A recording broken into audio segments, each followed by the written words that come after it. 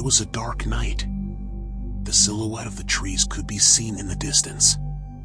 They looked like ghostly figures waving their hands, with their long outstretched fingers, inviting us. Occasionally the hooting of an owl pierced the eeriness of the night. The guttural croaking of the frogs, in unison, would disturb the baby birds in their sleep. The constant chirping of the crickets added to the din and enhanced the spooky atmosphere.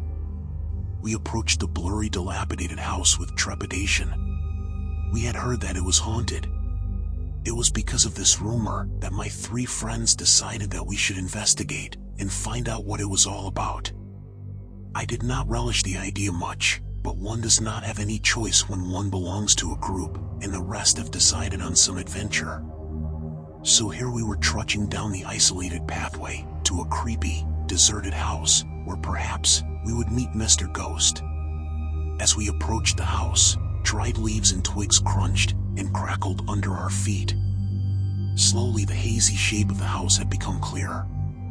All of a sudden an unexpected owl flapped its wings right over our heads in an emergency flight. The secluded habitat had been encroached upon, and it did not seem to like it. The bird gave out another sharp hoot and melted into the darkness. As we neared, we saw a big crack in the discolored wall. Some of the panes on the windows were cracked too, and some were missing. A thick layer of dust had hardened on the glass. Weeds and bushy foliage obstructed the entrance to the house. With much reservation, we peeped into the hall. The door was ajar and creaked as it opened and closed erratically with every gust of wind. As we stepped in, a mesh of thread-like cobwebs greeted us. The hall was covered with dust. We realized that no one had entered the house for a long time, as there were no footprints on the dust. Very gingerly we opened the door of the adjoining room. The room was stacked with huge transparent jars, filled with colored liquid or powder. On the unpolished shabby tables were kept beakers, boilers, blowers, and other equipment for scientific experiments. The room seemed to be a laboratory of some sort. Our mouths opened wide with astonishment, as we did not expect to see this in a haunted house. Perhaps this was the house of some scientist who used to live here. We looked at each other blankly and shrugged our shoulders, as we could not make head or tail of the whole affair. It was then that Eliza whispered in a low tone, which was hardly audible, "Let us go to the next room, perhaps we will find something interesting there." But as Denny moved forward, a big chunk of concrete came crashing down. He was lucky to have missed it by a small margin. Alice had pulled him on time so that he got saved. She cautioned him in a low voice. According to her, by bringing down the concrete chunks on us, the scientist's spirit was trying to prevent us from trespassing onto his property. Then, by mutual consent, expressed in gestures, we moved on to the next room. We tried to open the door gently and as noiselessly as we could, but it would not budge. We tried to push it, but still, it remained adamant and unrelenting. Then Ava had a brainwave. She whispered to us to look out the window. As the window was high for our eye level, we decided to help each other. 2 of us were to bend low so that the other 2 could get onto our backs and be able to see inside the room. What Ava saw was so shocking that she got unbalanced and fell from my back. She came down with a loud thud. When Denny also jumped down from Eliza's back, we saw that he had turned ashen white. The only thing that he could say was, "Oh, my God." Filled with curiosity, I took my turn to peep inside. I closed my eyes in horror and started to tremble. In the room was a big weather-worn armchair on which a man was reclining. From his posture, he seemed to be fast asleep. His hair was disheveled and covered his head like an equatorial jungle. His skin was wrinkled, and his face emaciated. His clothes looked as if they had not been washed for a decade. In his lap, he had a notebook. Now we could put 2 and 2 together. The evil-looking man had deliberately spread the rumor that the house was haunted, so that he would be left undisturbed, or the other way round, because no one came to the house. Thinking it to be haunted, he made it his place of refuge. In front of him were 8 steel beds. On each lay a child, not very old, perhaps 7 or 8 years old. They were all bandaged and looked somewhat like the Egyptian mummy. They were all tied up to their beds so that they could not move. Each one had a pipe going through his mouth, and it went through his body. It was then connected to an elaborate apparatus on the other end. One could imagine how much torture and agony these small children were being subjected to. On seeing this horrific sight, we decided that we had had enough. We would run to the police station and report the matter. As we were running out in a highly excited manner, Eliza tripped over and fell prostrate on the hard cement floor. She shouted out with pain. Somehow or the other, we managed to calm her down and helped her onto her feet. Then we started to run, as fast as our legs could carry. To our consternation, we could hear the heavy footsteps of somebody following us.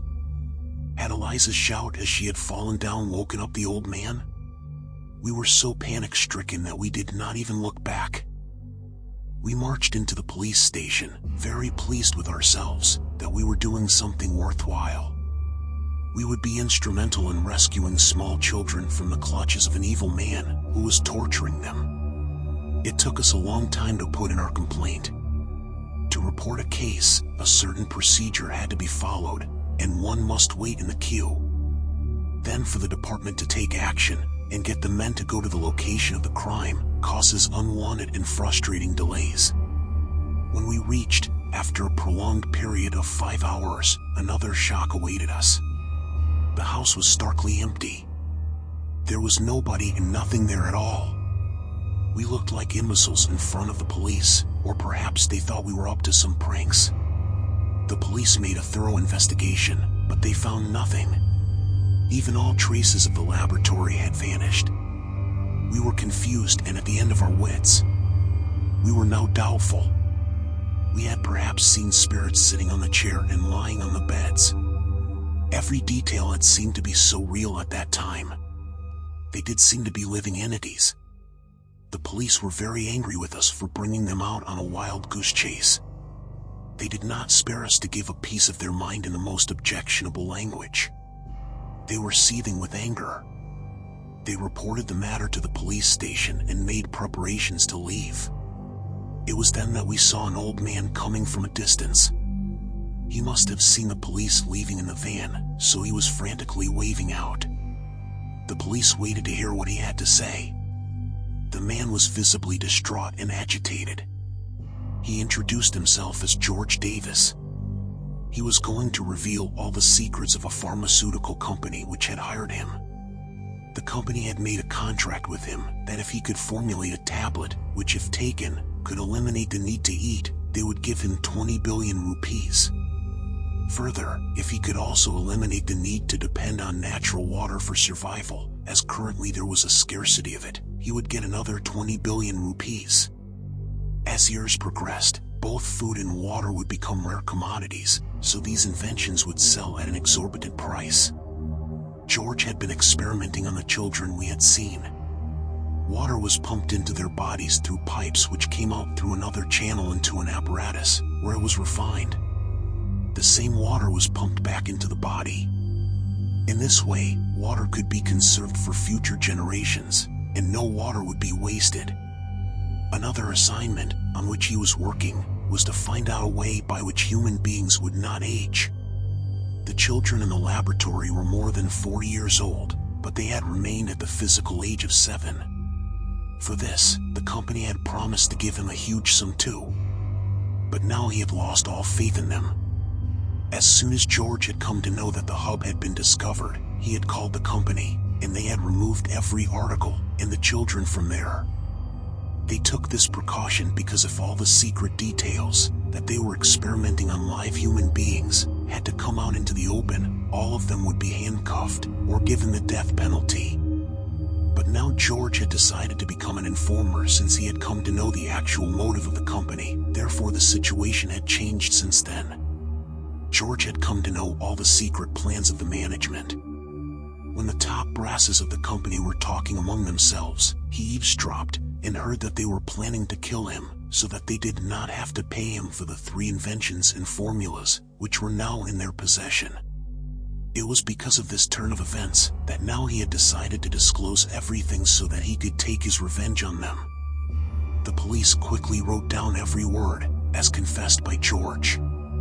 They were very efficient in taking speedy action. The children were rescued from the shed, where they had been hidden. George had given them all the necessary leads. The miscreants were apprehended and sent to the lockup. The parents of the missing children were overjoyed to get them back after 30 to 40 long years. Furthermore, the 2 formulas which had been invented would be in great demand. The ladies would be more than happy if they did not have to eat, so they would be able to maintain a streamlined figure. The elderly would pounce on the anti-aging tablets, as by having them, they could stop growing old. As for the scientist, when the police came to arrest George, he dropped dead. He could not endure the trauma, as his hard work and sacrifice of half a century had been reduced to dust in a matter of minutes.